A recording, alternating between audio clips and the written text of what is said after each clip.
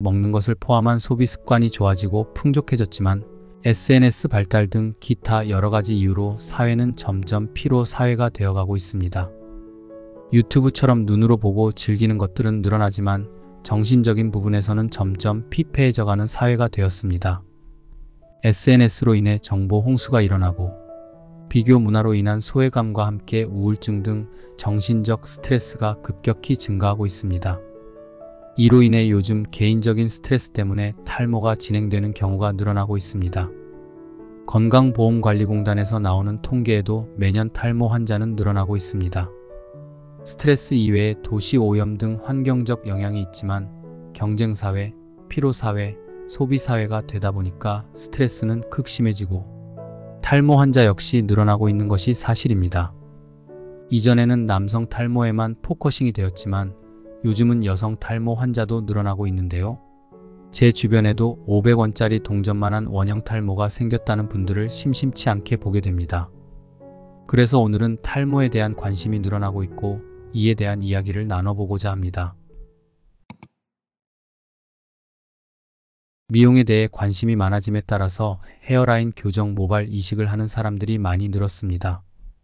탈모는 일반적으로 우리가 흔히 들었던 소위 대머리라고 하는 유전적인 것을 생각합니다. 그러나 그것은 어느 범위에서는 경향성에 해당하는 것일 뿐이고 집안에 유전이 없어도 요즘은 대머리가 될 수 있습니다. 일상생활에서 잘못된 생활 습관이나 환경적인 요인, 그리고 다양한 스트레스들로 인해서 충분히 탈모가 올 수 있다는 것을 다시 한번 알고 계셔야 합니다. 우선 탈모에 대해서는 크게 두 가지로 나눠서 이야기를 할 수 있습니다. 첫 번째는 휴지기 탈모입니다. 휴지기 탈모는 처음에는 모발이 가늘어지거나 볼륨감 부분에서 크게 차이를 못 느끼다가 너무 많은 양이 빠지기 때문에 모발의 전체적인 양이 줄어들어서 볼륨감이 없어지게 됩니다. 휴지기 탈모는 모발이 가늘어서 빠지는 것이 아니고 갑자기 머리 빠지는 양이 늘어납니다. 머리를 감고 드라이를 하는데 땅바닥에 머리카락이 너무 많이 빠져 있기도 합니다. 결국 그렇게 되면 두피가 비쳐 보이게 됩니다. 두 번째는 우리가 흔히 알고 있고 대머리까지 진행되는 안드로겐성 탈모입니다. 안드로겐성 탈모는 처음부터 나타나는 증상이 머리카락이 가늘어지는 것이 큰 특징이기 때문에 볼륨감 자체가 없고 호르몬의 영향을 받기 때문에 두피염도 같이 동반되는 경우가 있습니다. 결국 휴지기 탈모는 일상생활에서 직간접적으로 영향을 받는 스트레스로 인해 발생하기 때문에 생활 습관과 정신적인 관리도 필요합니다. 일반적으로 휴지기 탈모가 시작이 됐을 때 3개월에서 6개월이면 자연 회복이 됩니다. 그러나 휴지기 탈모의 원인이 좋아졌을 때 자연 회복이 가능한 것이고 원인이 해결이 되지 않을 경우 만성 휴지기 탈모가 될 수 있습니다. 따라서 만성 휴지기 탈모가 되기 전에 전문가의 정확한 진단이 필요합니다. 모발을 관리하기 위해서 제일 신경을 써야 하는 것이 머리 감는 습관입니다. 어떤 샴푸를 쓰냐도 중요하지만 첫 번째로 가장 중요한 것이 물의 온도입니다. 물의 온도가 너무 뜨거우면 두피를 자극하게 되어 오히려 탈모 관리에 안 좋은 영향을 미칠 수 있습니다. 특별히 뜨거운 물로 머리를 감으면 두피가 건조해지고 피지층이 뜨거운 물로 인해 사라지게 됩니다. 이렇게 되면 두피가 약해지고 외부 환경에 의해서 감염이 되기 쉽습니다. 두피염 자체도 악화될 수도 있습니다. 그래서 물의 온도는 미온수로 감는 것이 굉장히 좋습니다. 두 번째로 충분히 머리를 적셔주고 샴푸를 충분히 해서 거품을 내줍니다. 이때 바로 헹구지 마시고 30초에서 1분 정도는 기다려주는 것이 좋습니다. 머리를 충분히 적셔줘야 샴푸가 골고루 두피 등에 전달이 될 수 있고 바로 헹구지 않고 기다려줘야 충분히 불려진 상태가 되고 묵은 각질과 비듬이 더 잘 씻겨집니다.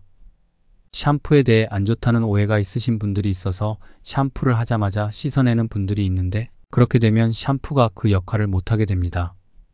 세 번째로 머리 감을 때 빡빡 감지 마세요. 그렇게 되면 오히려 두피에 안 좋은 영향을 미쳐서 탈모를 더 앞당길 수 있습니다. 빡빡 감으면 각질을 더 잘 씻어낼 수 있다고 생각하지만 그렇지 않습니다. 오히려 가볍고 부드럽게 전체적으로 살살 감는 것이 두피에 더 좋습니다. 더불어 헹구실 때는 골고루 헹궈주세요. 첫 번째는 밤에 머리를 웬만하면 감으세요. 머리를 계속해서 안 감으면 정상균들이 과다 증식을 하게 됩니다. 과다 증식을 하게 되면 두피는 약해지게 되고 피부 장벽에 외부의 균이 들어오게 됩니다. 결국 모낭염이 생기고 두피가 손상을 입습니다. 머리를 안 감으면 두피에 여러 가지 균이 증식할 수 있는 환경이 될 수 있습니다. 두 번째는 머리를 감았다면 머리를 제대로 말려줘야 합니다. 머리를 말리지 않고 잠을 자게 되면 두피에 악영향을 미치게 됩니다. 머리를 말리지 않으면 머릿속이 습한 환경이 되기 때문에 균이 증식하기 좋게 됩니다. 최대한 머리를 감으시면 말리고 주무셔야 합니다. 세 번째는 머리를 샴푸하고 말릴 때는 뜨거운 바람보다 찬바람으로 말리세요. 뜨거운 바람은 두피를 건조하게 하고 두피염 자체를 악화시킵니다.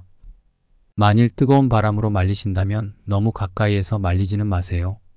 웬만하면 차가운 바람으로 말리시는 것이 두피 건강에 좋습니다. 네 번째는 술과 담배를 줄이시는 것이 좋습니다. 탈모가 많으신 분들 대부분이 술을 좋아하고 과음을 합니다. 술은 몸에 열을 올리기 때문에 두피에는 좋을 수가 없습니다. 술이 우리 몸에 독소로 작용하기 때문에 그 자체가 몸에 엄청난 스트레스를 줍니다. 술을 마시면 몸이 건조할 수밖에 없게 됩니다. 다섯 번째는 먹는 것을 갑자기 줄이면서 하는 다이어트를 자제해야 합니다. 원래 먹던 양을 먹지 않으면 전체적으로 신체에 공급되는 에너지가 줄기 때문에 모낭세포에 갈 영양분도 줄게 됩니다. 그래서 급작스런 다이어트를 하는 분들에게 오는 부작용이 피부가 푸석해지거나 휴지기 탈모가 오고 모발이 빠지게 됩니다. 먹는 양을 줄이는 다이어트는 건강한 두피를 위해서 자제를 하시면 좋겠습니다. 오늘은 탈모 예방을 위한 샴푸 방법과 기타 주의사항 등을 정보로 나눠봤는데요. 결국 탈모도 신체의 장기처럼 생각하고 관리가 필요한 것 같습니다. 스트레스는 만병의 근원임을 아시고 최대한 정신적인 관리를 잘하셔서 탈모가 더 이상 진전이 되지 않도록 노력을 해야 할 것 같습니다. 박식한 공방, 오늘은 여기까지입니다. 평안하고 편안한 하루 되세요.